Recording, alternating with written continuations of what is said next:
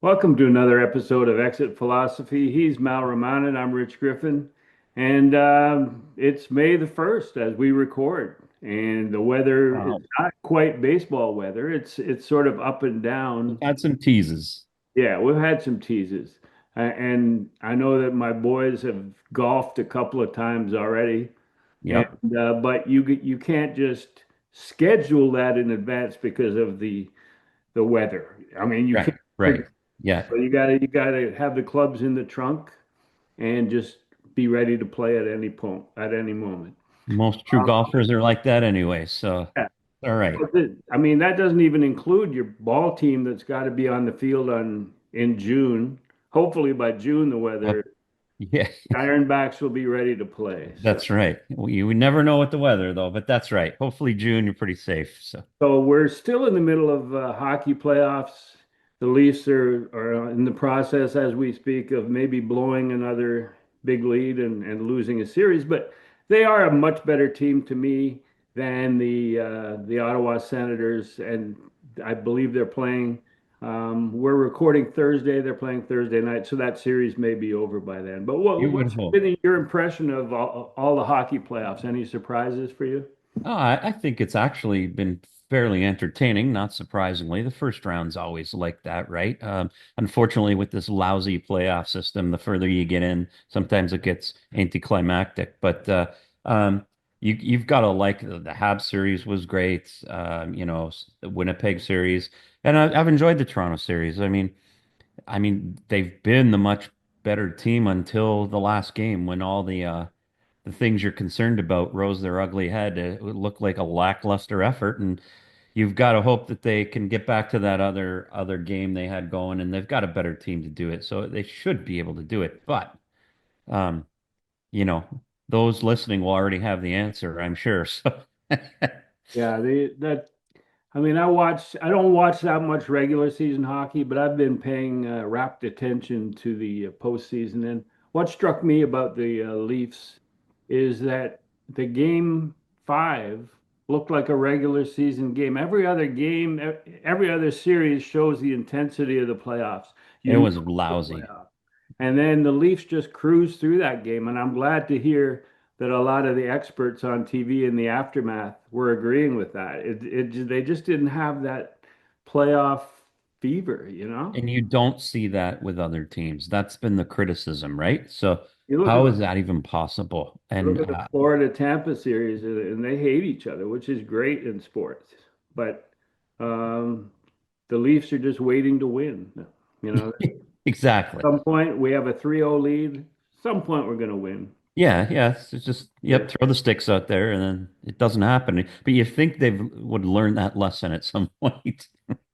And getting back to baseball now, the Blue Jays.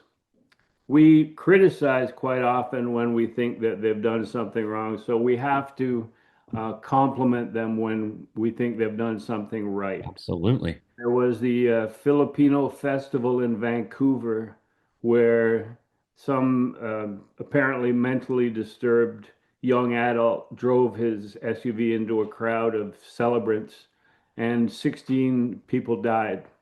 And okay, that incident happened, but the Blue Jays, who are we know are Canada's national team, they're not just a local city or regional. And branded themselves that way, as they should.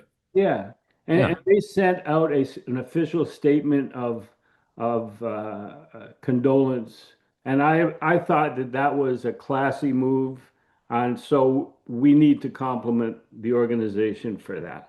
Yeah, no, it was well done. And to have the foresight to do something like that, that's important. It's important a part of your organization. You've got a lot of people in the organization that have that responsibility, and they did a good job. You say they stepped up when they needed to, and it's important that I know it's only a statement, and people say, well, what does it do? I think those things mean a lot to your fan base. You know what I mean? I think they mean a lot to just how you're viewed in the marketplace. And I know, I mean, it's just important to do those kind of things, and just that's how you build, you know, some goodwill amongst people, and it's a good on them. Good on them. And these sentiments that we're expressing come from a couple of guys who spent a long time in PR, so know what the little things can mean and what the little things not done can mean. So shout out to the Blue Jays for Because that. when they go wrong, they're apparent and everybody talks about them. And we've all talked about them, and we've either had to deal with them or seen things that we've felt weren't handled well. But you're right. So when something is, it goes unnoticed too. So I think it is important to actually point it out. And well said by you, obviously. In addition to being both of us being former PR people, we're also sports dads. We're fathers of kids playing sports.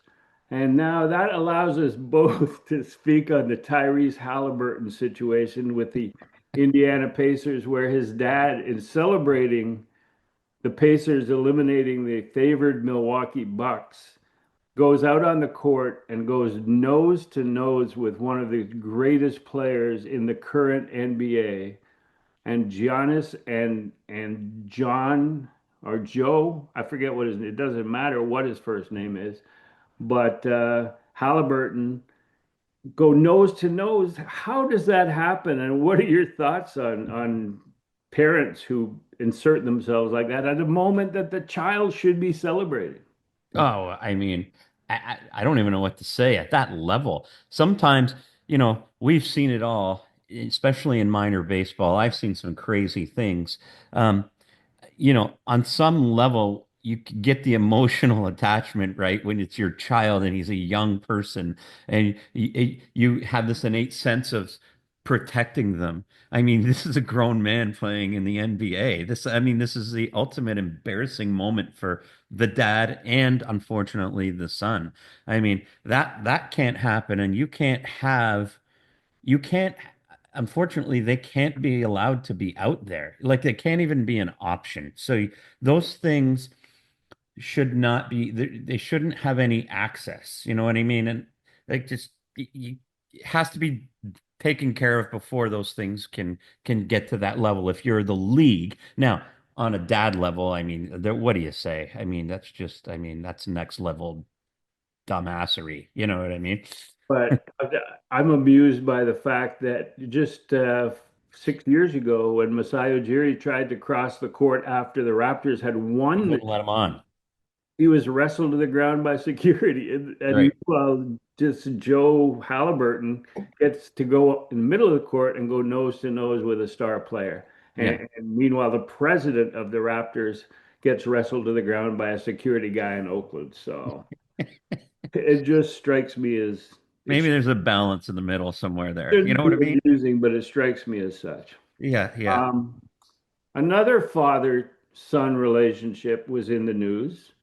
Shedeur Sanders, the quarterback at Colorado, originally was projected to be first round, maybe the second quarterback selected, but definitely first round. And then as the NFL draft got closer, his stock started to drop. People were hearing rumors that he didn't do well in his interviews and he didn't want to go to certain teams. And Deion Sanders, his dad, was the coach of Colorado and was representing him for a while. What's your thought on that? Because the Shedeur Sanders not wanting to go to a team, that's not groundbreaking in any way. Not at all. And the one thing that I find insulting is you, you get all the varying opinions, but the ones that come up and are defending the NFL in the sense that, you know, well, clearly they didn't value him, and now you hear, well, he's not that good and all that bull crap. You know what I mean? Like the evaluators do not make those mistakes. You're not projected in the first round and go in the fifth. You might go in the second. I've seen that before. So this is not a case of projected talent. This is a case of the league conspiring to not draft the kid. There is just no other way around it. Now, did he help himself with his evaluations, with his interviews, with the circus? Clearly not. And I understand why you would go, I don't want any part of the Deion Sanders circus, perhaps. You know what I mean? I get that. But don't tell me every team kept passing on him all the way down the line, unless it's called collusion. So there's just no that and unfortunately, Griff, I know I mentioned this to you before, and maybe you think I'm crazy, but don't tell me the skin color of the young fella didn't have an impact. If he was a white quarterback, I just don't believe this happens. And I know, criticize me if you want, but I still think we're dealing with a lot of that. And it's more prevalent today than maybe it's been in the last little while. And I think that's unfortunate. Saying that, they haven't helped themselves clearly. A lot of responsibility falls on the camp. The kid hasn't represented himself as well as he should have. That's clear. But to get to that level, um, come on, that's it's that's Well, I the, don't know. That's my opinion. You can disagree. you People can talk disagree with you me. talk Feel about free. black and white and similarities, and you look at Eli Manning, and his dad Archie Manning Right. was a high profile All Pro Hall of Fame quarterback. First overall, wasn't he? Yeah, there was a similar situation with Eli Yeah. and his dad. And then you look at John Elway, who was playing at Stanford, and his dad was the coach of the Stanford Cardinal, his team. And he told the Baltimore Colts he didn't want to be drafted by them because he didn't want to play in Baltimore. And And I respect that. You know yeah, what I mean? Like I but respect then that too. respect Dion and Shedeur. If you're going to respect those situations, then because face it, the draft is just a form of controlling where players go. Yeah, It's controlling freedom of employment. and wages. Yeah, so nobody should say, well, the draft is the draft, and if you're drafted, you should, because basically they're suggesting that the NFL is one giant corporation, which it is, and Yep. therefore you can't choose what branch you're going to, what branch office you're going to. 100%. And Yeah. I mean, we've been dealing with this since the genesis of pro sports, right? I mean, there was a time where you couldn't move at all in your career. And then we have the Kurt Floods of the world you Yeah. know, that's why we have unions, Griff. And that's why, I mean, we're all been brainwashed and trained to think this is how sports works. Well, that's how it works when you want to control the labor. And I understand why, because you're always controlling costs and you want the money to go into your pocket instead of the players. We look at college sports now. It eventually, you fight for more rights in this world, whether you're working at the steel plant or you're a college athlete and a pro athlete. And this is just yet another example of those things. And then here's another example of the elite trying to control the labor. Again, I'm not suggesting they handled themselves well. Clearly, they did not. And a lot of teams will go, you know what? I think if I got a quarterback or I've got another option, I might pass on the Deion Sanders circus. You know what I Well, mean? I get that, but in the sixth round or whatever round it was, he was drafted, fifth or sixth round. The Cleveland Browns finally came to the conclusion, looking at their draft list, that this guy was head and shoulders above everybody else on their list in terms of talent. They had already drafted a quarterback, in and the now third round. they've got a quarterback room with five legitimate starting quarterback prospects in the room, including their incumbents. Um, but when they looked at their list and saw that Shedeur Sanders was still out there, they couldn't continue holding their breath like every other owner and say, "Oh, we're going to pass. We're going to pass. He deserves everything he doesn't get." They had to take him, and I like the Cleveland Browns move for Because they realized that he was their best option with the highest ceiling. The guy they took last, that. Yeah, yeah, right. the guy last into the quarterback room is probably, yeah, and they're like, well, why would they take a guy in the third round? Because because they weren't really probably allowed to in some level. I know that sounds silly because they went, okay. And then they finally get to the fifth round and go, we can't do this. At some point, Oh, absolutely. somebody's taking them. It might as well be us now. You know what I mean? We've punished the young man enough. Right. Yeah, I think he got the message, and Dion got the message I think because they I got think the at some message.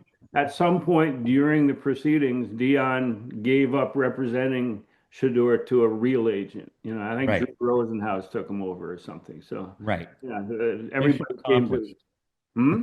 Mission accomplished. Yeah, mission Believe. accomplished.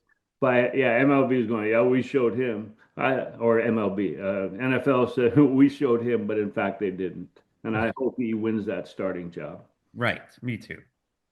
Um, Last weekend I was in Montreal. I was Yes. in Montreal. I went down there for ExposFest and celebration of a team that left the city 20 years ago.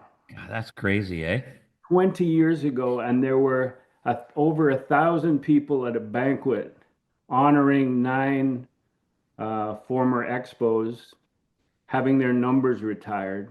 1,000 people paying $200 a plate with memorabilia, silent auctions. The only, I think, the only non-baseball player was Yvan Cornway, who showed up at the head table and he had a signed jersey and it went for like $3,500. Um, but it's crazy that a team that's been gone that long, and I hosted a table as a media celebrity of 10 people, and like six of them listened to Exit Philosophy, and I went, "Wow, that's pretty cool." In Montreal, we're big in Montreal. Well, they have a lot of advice. Yeah, they said get Mal off of Get, there. get a new host. No question. But I also presented or introduced Jeff Reardon, the original Terminator. The Blue Jays stole that Terminator from us Yeah. Well, as for Tom Henke, and they give it to Tom Henke. it's very But Toronto. but Jeff Reardon on a T-shirt with the dark glasses and the semi-automatic at his side. That T-shirt is a Terminator because he's a flinty looking guy. Yes, he And was. Tom Henke looks like a Missouri wheat farmer, With the glasses. And they had T-shirts. I wish I still had one, but it was great. And they raised more than $300,000 for the Montreal Children's Hospital. And over the course of the promoter Perry G, whatever, it's a Greek name. He's Greek, but Perry has raised over Very G. 3.3 million through the years for the Children's Hospital. And what better cause for? I bet a lot of these players, when they were in Montreal, used the facility for their own children, which makes it an easy sell to bring them into town. So how did you get to do that for Reardon? Was that his choice or? No, I told him I was doing it. I think it's because when I got off buses when we were both in our prime, fans thought I was him. Fair enough. Yeah, and Fair they would enough. ask for the autograph, and I would blow him off, and then he would get off the bus. Yeah, he'd have a clean path to the hotel room. He owed you that much. But Perry, I love Perry. He's great with the players, and his family works with him on this. And I looked into Perry's background, and he is the first promoter. He was a hip hop promoter back in the day, and he's promoted the first Eminem tour of Canada. So I got to respect the guy. Wow. You know? Wow. Good Yeah. on him. So now, yeah, it was a great weekend, and I really enjoyed seeing a lot of those guys that I hadn't seen in a while. Lined a bunch of them up for Griff's conversations as the summer goes along.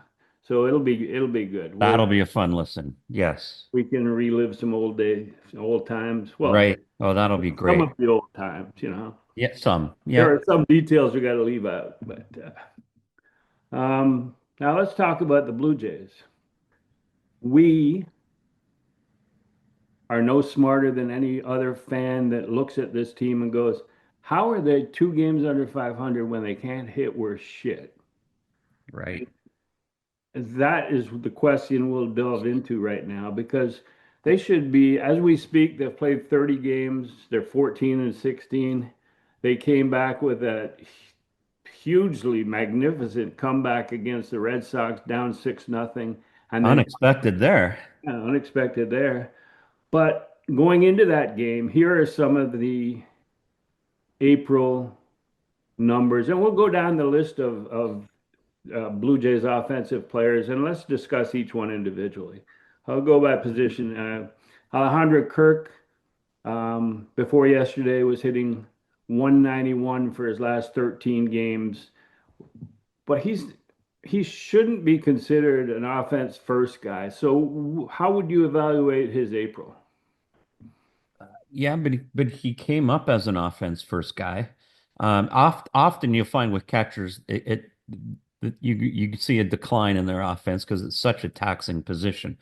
I don't think it's been good enough. And I mean, obviously, last night you've seen some signs the last few days from Kirk. So he needs to hit. And this lineup, you can't afford to have a non-hitting catcher. Like you just can't afford it. There's not enough offense. So below average for me with Kirky. I mean, if he can continue this and get his numbers up to respectability and a little bit of juice in the bat, like he's shown the last couple days, um, fine. But through April, not good enough. Not good enough. I remember, I remember vividly a conversation, and we've talked about it before with Russell Martin, who is a really smart catcher. Yes. He said that his offense at spring training, he didn't even focus on because he was so busy learning his pitchers, and Yep. that was his priority at spring training. So, spring training for a catcher, a starting catcher, isn't necessarily the same offensive buildup as it is for other position players. And so I cut some slack for Kirky because of what Russell Martin said. And you want to learn your pitchers first. So Kirk's had a slow start, and as you said, he came to the team as a bat first guy, and he's developed that ability to not frame to present the low pitches to the Great framer. yeah. Great frame. So I'll cut him some slack, and the home run he hit back to back with Varsho on Wednesday was huge and Yep. sort of keyed the comeback, which concluded the next inning with a three-run blast by Santander, which was also welcome. We'll get to Santander in a second. Um, Vlad, in his prior 7 games, was hitting 160, and that probably corresponds to the announcement on his contract. So that is not a good sign when you're hitting 160 over and a 1-6 record for the team. And with 2 homers, 4 RBIs since April 21st. But he did score. That play that he made on Wednesday night, where in extra innings he tagged at second base, that might be ill-advised, but they were tied in the game, and it was a chance to get the go-ahead run, and the throw hit him in the heel as he slid head first. Lucky the ball hit him, otherwise he's Yeah, out. But but, I get it. I get it. yeah. Yep. The thing is that this is a team that needs some excitement, a fan base that needs to see. Totally fine with the move. Yep. And they Yep. would have gone to the 11th inning if he had been out. So it's not like they were a run down and that was the run. Not like Correct. Minneapolis when he got picked off second Yeah, it base. was a reasonable gamble. That's right. Yeah, yeah. And so that might be no, that doesn't make up for the fact that he hasn't been his power hitting self. Although the single that he hit in Wednesday's game, they said was 119 miles an hour, which was the second hardest hit ball in his career to the 120 that he had hit 10 days ago. So, but that was a ground ball out. Yeah, yeah, that's the problem. I mean, The I problem. I get the theory that if you keep hitting the ball hard, I don't care how hard you hit it on the ground, oftentimes you're going to get out. So he just, I mean, he's Vlad, but I mean, where he's at right now obviously isn't near good enough. But you're hopeful that he does what he did last year. He started slow and then he just went, I kind of think off. I think Vlad had 7 home runs, or he was on pace for 7 home runs through April last year. Yeah, he had a terrible start. Yeah, he had a terrible start. But I mean, you can't live with players, and we'll go down the list, but you can't live with a whole roster of players who you just accept to have terrible Aprils because That's April right. is part of the schedule. And no offense, I mean, when you pay them, like you expect more, and that's just what you sign up for, you know? So now we get to my boy Andres Jimenez, who Ooh, I was oof. touting all spring and telling you how great Yep. an offensive player he was going to be, and how the last two seasons in Cleveland don't really indicate. And he's a line drive out. We all know defensively he's a sans pareil, as we say in Quebec. Um, but seven, We call him Mr. March here. yeah, The offense dried up. that name's been thrown around quite a bit, Yeah. for other players. Yes, for other Uh, players. He made a 7 game hit streak to open the year, hitting 308 with a 1131 OPS. That was in his first 7 games, and that was when I was throwing it in your face on exit That's right. That's right. velocity. His last 22 games before last night, before Wednesday, he was hitting 127 with a 374 OPS, and Looking like the he's an everyday 2023 player. 24 hitter. Yeah, he's an everyday player because you need his defense in there. But it was ludicrous when he kept batting cleanup. So Right. we'll go over after this, we'll go over what the lineup should be, which we've discussed briefly in past episodes, but we'll solidify it here going into May because it's a new month, a fresh start. It's like playing the front nine and being shitty and then going to the back 10th team. Yeah. Oh, I'm going to shoot par on the back. Clean slate. Doesn't always happen that way, but you can hope. Now we go his double play partner, Bo Bichette. Been Mr. Consistency, but to be consistent in your mediocrity isn't necessarily that good. He's been between 282 and 314 for the last 18 games that the Jays have played, and he's played every game. So he's healthy. He's playing. His defense, I've been pleasantly surprised with. His offense, there are flashes. There are games where he gets 2 or 3 hits. There are games where he sees 5 pitches and goes 0 for 5. So what's your evaluation on it? He's literally been a league average hitter right now. And I mean, so I like the signs I'm seeing from him as far as his, you know, ability to hit the ball all over the park and things like that. But I mean, he's just you need some juice. He needs to do some damage. Um, I just feel like watching him. I feel like it's coming though. Like when you were watching him last year, you're like, this is just a terrible look, and you've never seen it from him before. I feel this year, I feel like the breakout's coming. Like he's just been average, but he's getting base hits, right? So I feel like that breakout with damage is coming, the power's coming. Who knows? But I'm, we need to see it. But I'm not alarmed by the start. It's just as you said, it's mediocre. He's consistently been mediocre so far, but that's kind of, on that team, that's not bad. It looks like good. Yeah, there's another thing about Bo that if you're watching the games on TV or if you're there in person, he's very expressive body language wise. Not necessarily facially, but just the way he carries himself. What do you see? Do you see a positive? Because I remember when he was struggling last year before he got hurt, he gave up on his two-strike approach and he was doing the high leg kick on all pitches. And to me, that seemed like a bad sign for Bo from a mental aspect. Because if you're giving up on a plan that you've spent years getting to, that can't be a good thing. I think if there is a criticism, it's that. And it's like we talked about before. You get the impression he is afraid to go deep into counts, right? And have to deal with said off speed breaking balls and things like that. So you know, he's obviously jumping a lot of fastballs and things like that early in counts. So you feel like there's a lot of pressure on him. He knows there's a lot of pressure on him. There's a lot on the line this year for him in his career.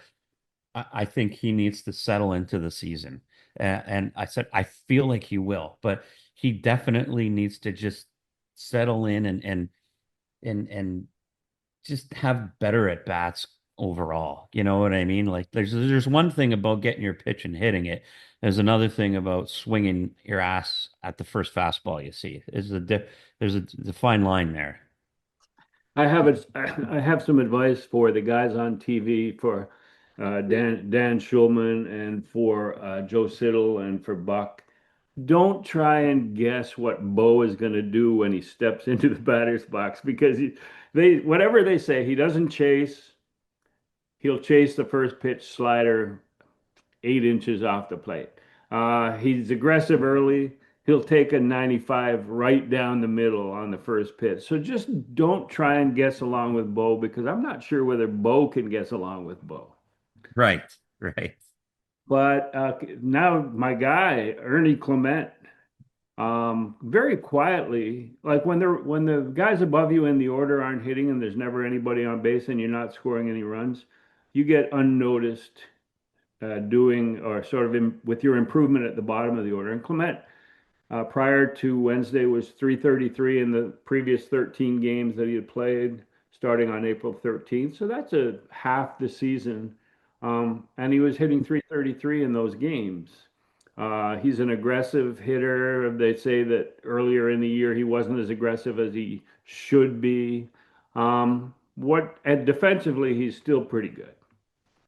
Yeah, I think you just got to run with Ernie. The defense alone, you know, he can handle himself. And hey, he's going to be a slightly below average hitter that can turn on a fastball, do a little damage at times. Um, like you say, he's gotten streaky. I mean, the first half of the season was very poor, and I like him as a player. He's the guy that you can live with if everybody else around you is doing their job. You know what I mean? He's a guy in the bottom of the order That's why that, he's unnoticed. yeah, and he can sneak attack you if other guys are doing their job. But if nobody's doing their job, I mean, you need better. But I like Ernie, and he's got to be your third baseman for now. And like I said, he can hit a fastball. There's no question. So, and he plays good defense. So I'm willing to take what he's going to give you, but he's the least of my worries. Obviously, it's other guys. Yeah, Will Wagner, who was sort of a little bit of a platoon guy at third base. He was the left-handed hitter, but he didn't play against all right-handers because Ernie's a better player And defensively. very disappointing, But Will, obviously. yeah, Will Wagner was touted as a great bat to ball guy who was going to hit line drives and make the plays, the routine plays at third base.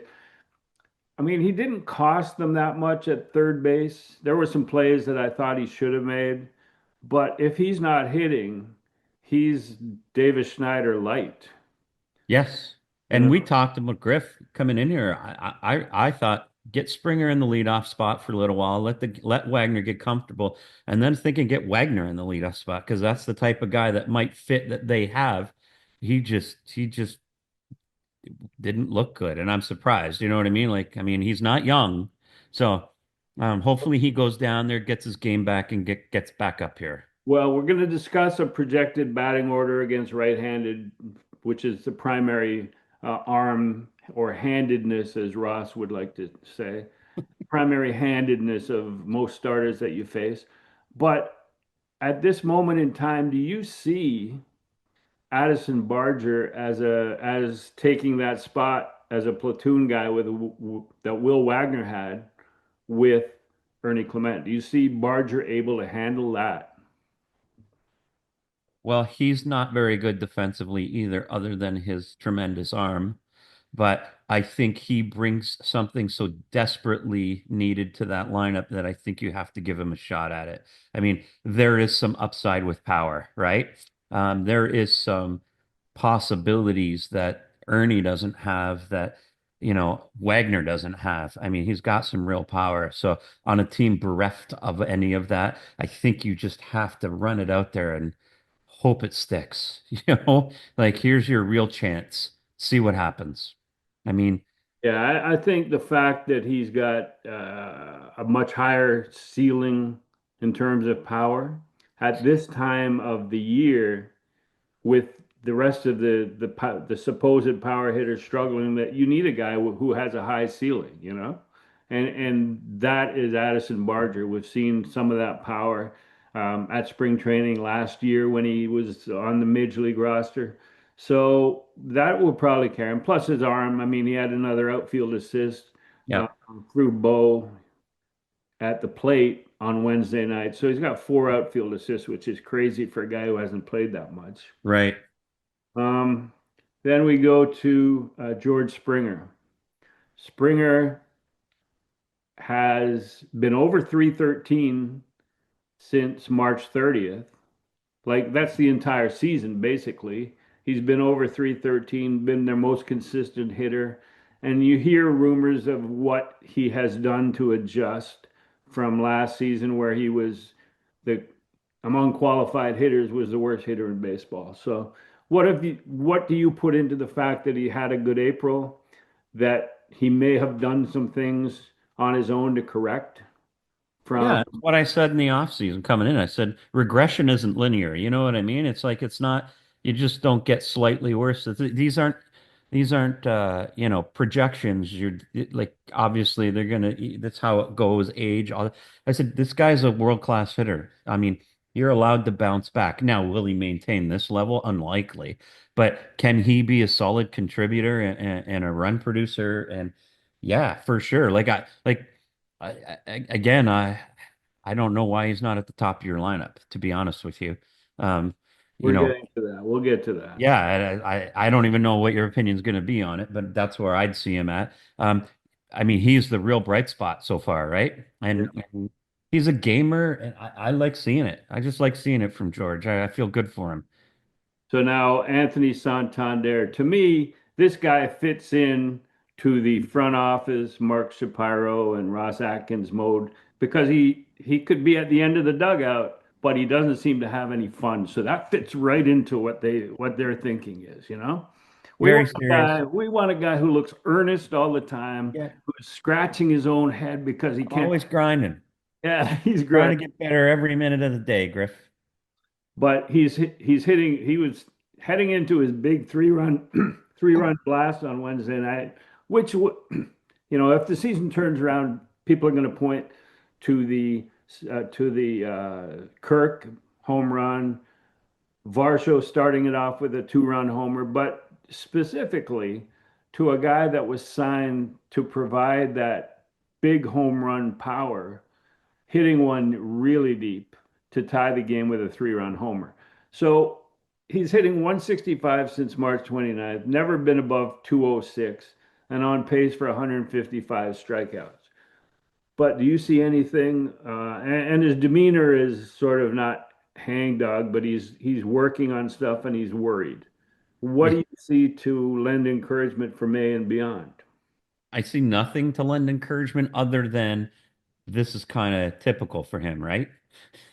Um, he's had trouble with some velo, you know what I mean? And I'm going to assume, not watching him closely before, that maybe that's just why he's not ready to go. I don't know. You know what I mean? Clearly, you can't survive in this league without being able to handle heat. So, and he's survived a long time. So I'm just going to assume he's starting to get it.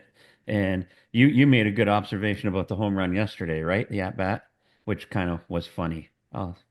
With the pitch selection.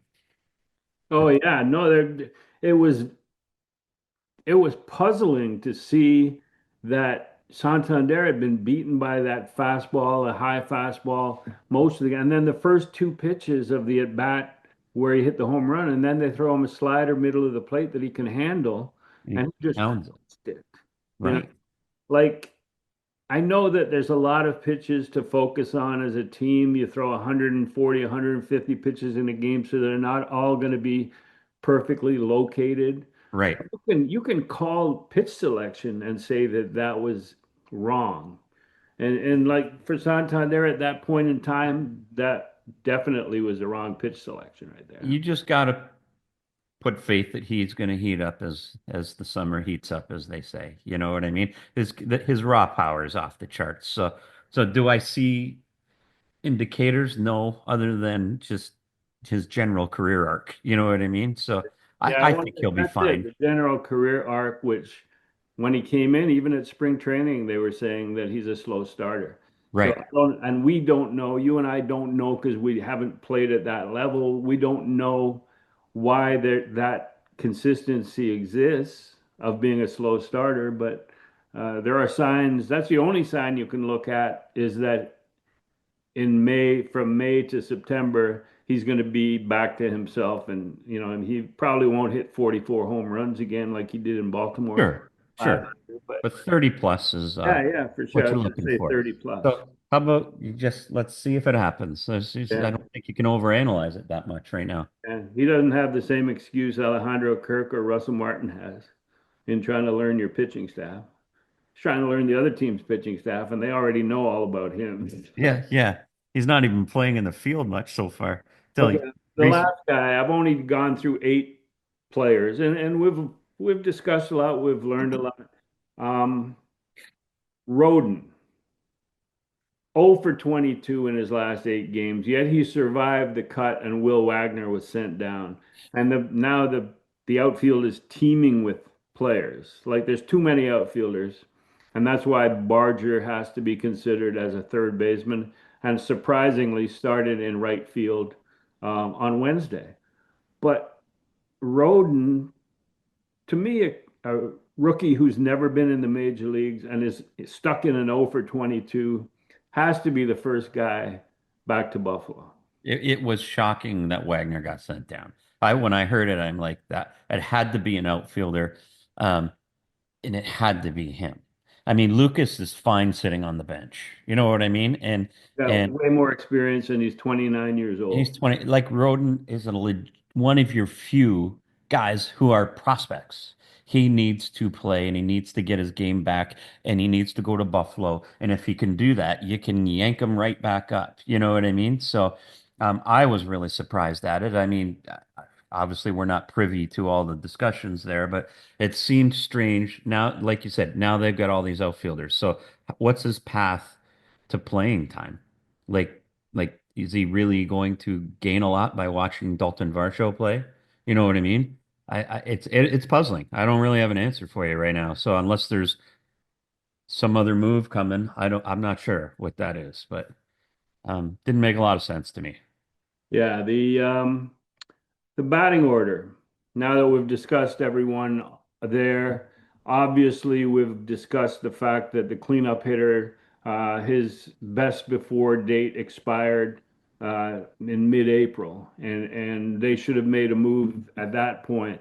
Bo as a leadoff hitter, he runs in from shortstop, swings at first pitch, and I'm surprised. I thought he put more first pitches into play, but I started looking at that stat last night, and it's not as high as we might have thought. It just the impression is there that he swings at every first pitch, Well, puts a he lot did a on the real play. lot early, a lot, and I think again, it's slight change to that approach. Here's a my suggested batting order against right-hand pitchers. I'd go, and some of this is from previous discussions that we've had on exit philosophy, and so I'm stealing some of your ideas on these things, but I'll ask Okay, you comment right away. sure you are. Yeah. Leading off, I'd have Springer, then Bo, Vlad, Santander. Now, here's the rest of it. You know, the top four is fairly easy. I'd go Varsho, Kirk, Barger, Jimenez, and that's 1, 2, 3, 4, 5, 6, 7, 8. And then I only got eight. Ernie. Hmm? Ernie? No, Barger's at third. Yeah. So you're missing an outfielder, I think. Oh yeah, the outfielder, the left fielder. Um, whoever that would be. But like Varsho has a little pop in his bat. Kirk, you don't want to clog up the bases, but you're not worried about that. He just needs to get bat to ball. Barger's got that seventh spot in the order, flashes of power. Jimenez needs to be out of there. And if he gets on base, he's allowed to run because you're Right. getting back to the top of the order with Springer and Bo and Vlad. So um, the top 40, I mean, we've discussed it often enough. Course, Agree of on that? course. The only issue, and I think why they probably is obviously it's three right-handers to start, but you don't have the luxury.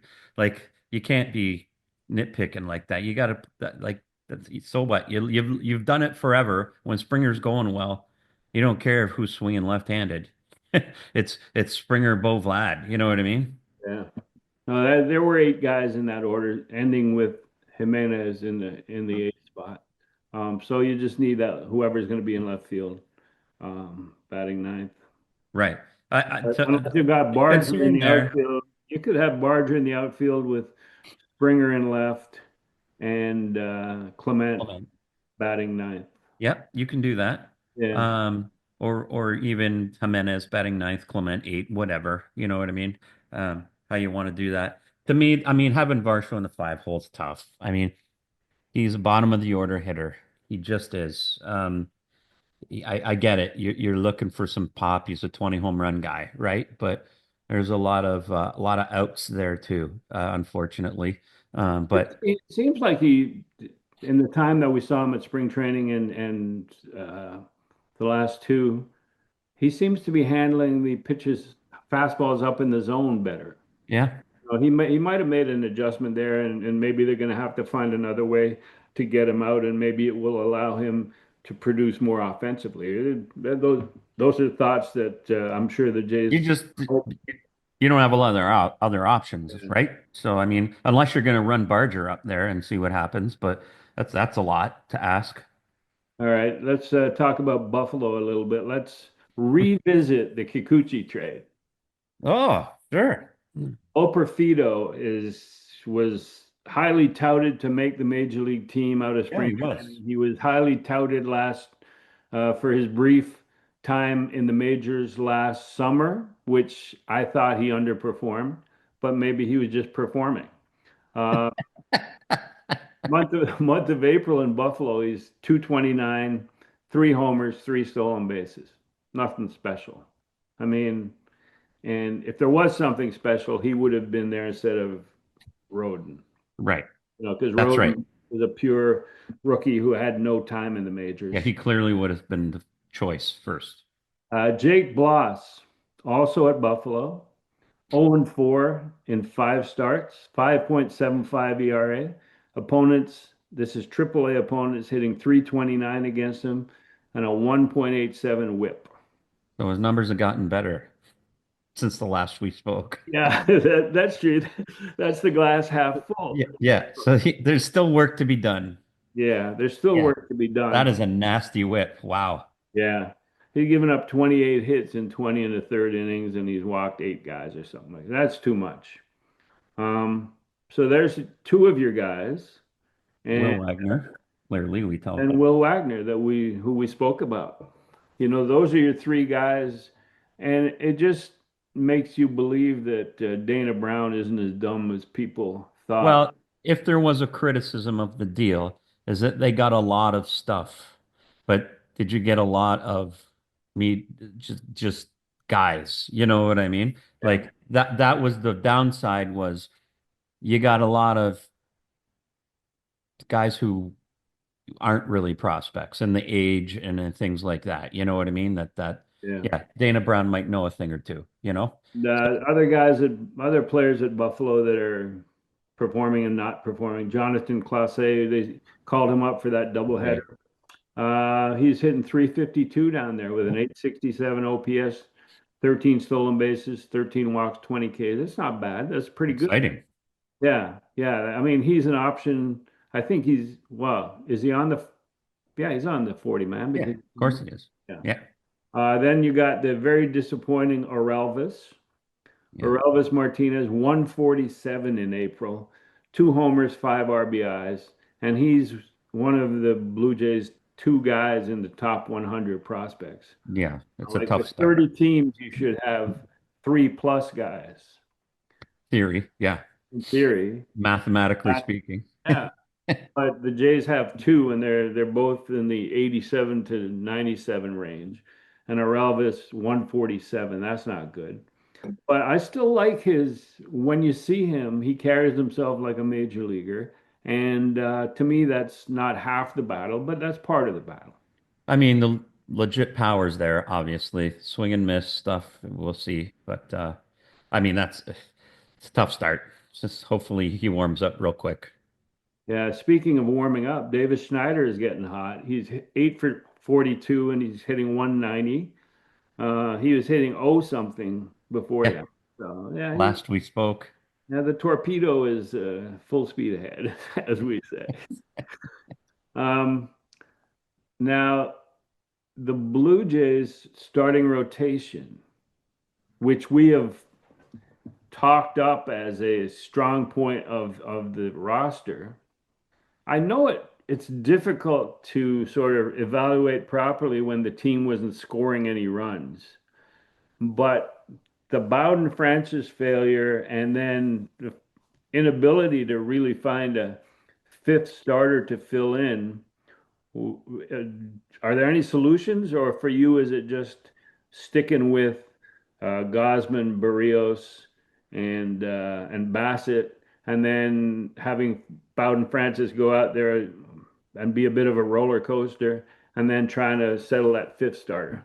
Well, I can remember many conversations of saying this team's going to go as far as its rotation is going to take it. And I said it's a good rotation, but there's no depth. If something goes sideways, here we are. So are there solutions? I would say absolutely not right now. I mean, you're praying a Lauer comes up and can and perhaps he can. I don't know. But boy, if Bowden, that home run ball has been his Achilles heel, has sort of reared its ugly head in the last little bit. So you just got to keep rolling with it. And, you've had a couple tough outings from Gosman, which scares you because he's a little older, right? And I love him. He knows what he's doing out there. But you're just like, you can't afford to have those outings. They have to be that have to be on point. Those three top guys. So there, you should be scared. You should be scared Yeah. because Well, I there's mean, just like the guy that disappointed me is Yariel Rodriguez. That I've been touting him as the sixth starter on this major league team, but he went out what there and he just coughed it up on Wednesday. He just wasn't very good in the first inning. He couldn't get ahead of hitters. He gave up a double. No, he gave up a walk, a why double. was he out there? Like, That's a good question because Lauer, the left-hander, the first two hitters he would have seen are lefties? are lefty hitters. So if Yeah. you're going to have a guy just being the opener, like you could have had Lauer go through uh, through Duran and Devers a second time, so he could have faced 11 hitters and And have and those two big hitters facing a lefty, and then brought in Yariel at that and point. if he's a starting pitcher, give him the ball. Like, just give him the ball. Go, it's your ball. Let's go I, get him. I don't because I don't they don't know what to do with Ariel right now. yeah, that's why I was surprised that when um, Dan and Joe were talking about, well, they'll only expect him to throw a couple innings, maybe one. When they came out of training camp, they said that we're keeping Yariel stretched out as a starter. And so it's only been less than 30 days, and he hasn't really been asked to be a leverage reliever at any point. So why not allow him to go as long as he can? Because he's done that. He had 21 starts last year. So, but then have Lauer open and go through 11 hitters, and then have Yariel go in and go as long as he can. He's not getting guys out. You know what I mean? Yeah. It makes your decisions more Well, difficult. that was my biggest disappointment on Wednesday's game was his performance because I've been saying he should be in the fifth guy in the rotation, and now I've got to take a step back from that. Yeah, exactly. Um, the revolving door that has become the bullpen and the pitching staff. 20 pitchers in the first 30 games, 14 relievers in the first 30 games. You get decisions like Casey Lawrence coming in off claimed off waivers, making a start, or no, coming in relief Relief. necessity because he was supposed to be the starter on Wednesday, but they were so bad, the pitching staff was so bad on Tuesday that he had to pitch in that game. And then that forced him, he should be mad at somebody Forced his not release. for not going longer into the game because he would have had at least an extra day of major league service time. And he's expecting to pitch the next day, Right. even mentally. You know what I mean? But Eric Lauer, I mean, I hate to say anything optimistic about Eric Lauer because we were waxing about Easton Lucas after his first two Look starts. pretty similar too. And the encouraging thing for me watching Eric Lauer pitch on Wednesday night was locating sort of a 92 mile an hour fastball. And but that's the same thing we said about Easton Lucas. So the location disappeared and he got tonged. So we'll That's reserve you don't judgment. have a lot of options. And where in other organizations, you hope to have a prospect comes up. Yeah, and maybe it's a little early, but they're throwing 98 and 97, and you know, you can get by for a little bit. They're not there right now in Buffalo. You know what I mean? So we got two more items here. One of them is a top five list, and it's an easy one or a difficult one. Team MVP, Blue Jays team MVP for the month of April. Top five. If you had to vote for five, who would you vote for? They wouldn't be 13 and 15 without these guys type thing. 14 and 16. Yeah, 14 and 6. Right. Sorry. Um, and getting hot right now. The offense is like heating up. Apparently. Yeah. One game. Yeah. One game. Um, I'll read you my top five MVP list, and you have done yours separately, but I think we should be pretty similar in this. I would think so. I might have My put a five, and surprise in there. I got a couple that need to be explained. My top five would be Hoffman number one, Springer number two, Chris Bassett number three, Bichette number four, and Vlad number five. What do you got? Say that again. Hoffman, Springer, Bassett, Bo, Vlad. Okay, close. I'm Hoffman, Springer, Garcia, Bassett, Vlad. I think the two guys together, I put them up there because, I mean, is Garcia giving up a run yet? You know what I mean? They've meant so much to look, when your run differential is that bad and you're two games under 500, that usually means you're locking down every close game you have a chance to win. You know what I mean? And then you're getting blown out. So without those two fellas, it's a disaster.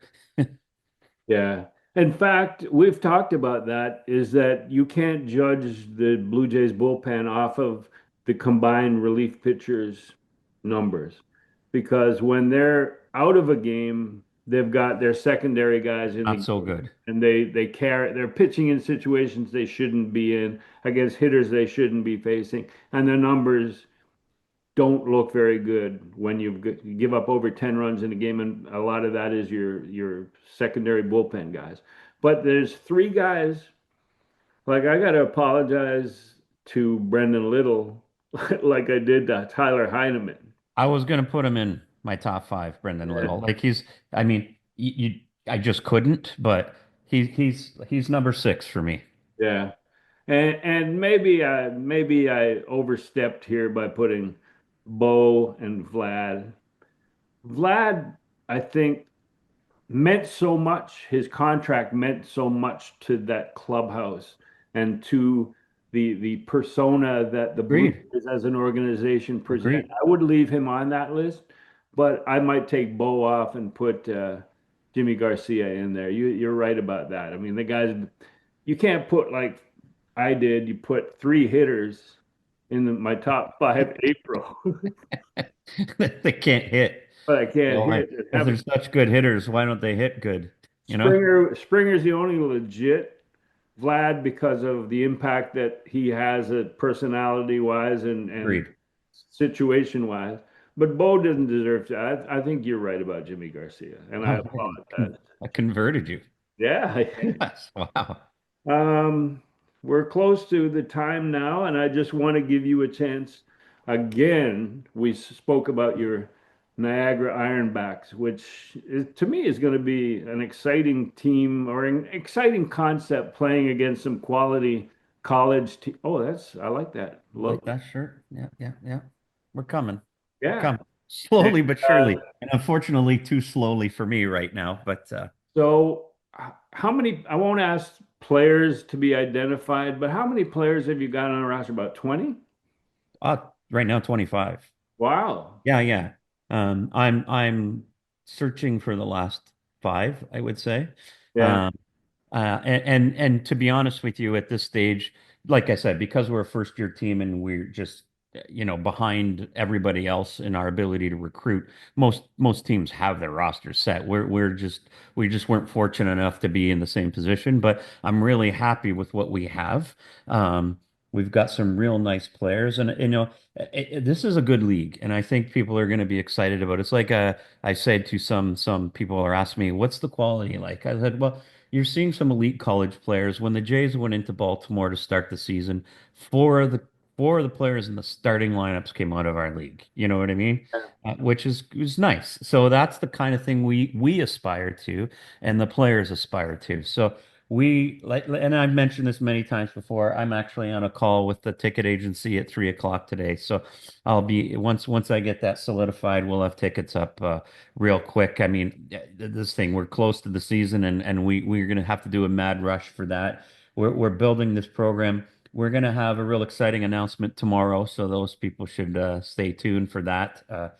Just organizational stuff. So, it's I'm going day and night. Like I got home at 11 o'clock last night and had to get up and do uniforms at 8:30 this morning. And but they're passions, right? I mean, I mean, I can't think of other things. Hey, and one other note, I noticed your hat. I'm not sure if you're in support of me or not. It's a U.S. college baseball But league, I but was gonna. I got it's the not mine.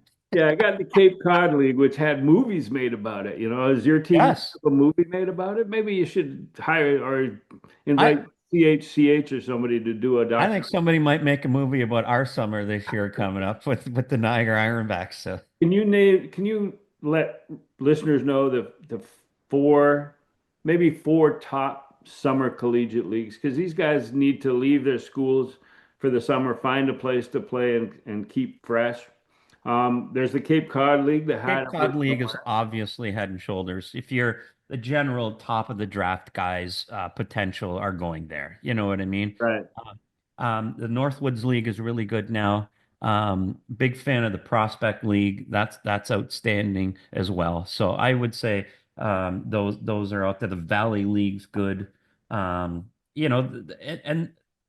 you get and ours is a very good league. It's excellent. I think then there's some really lousy ones too. Let's be honest. There's a lot of leagues where they're just filling rosters with, lower end college guys or whatever. I mean, hey, that's fine. Um, but ours falls in right in that mix, I think, just underneath that. So Are um, you a wood bat league?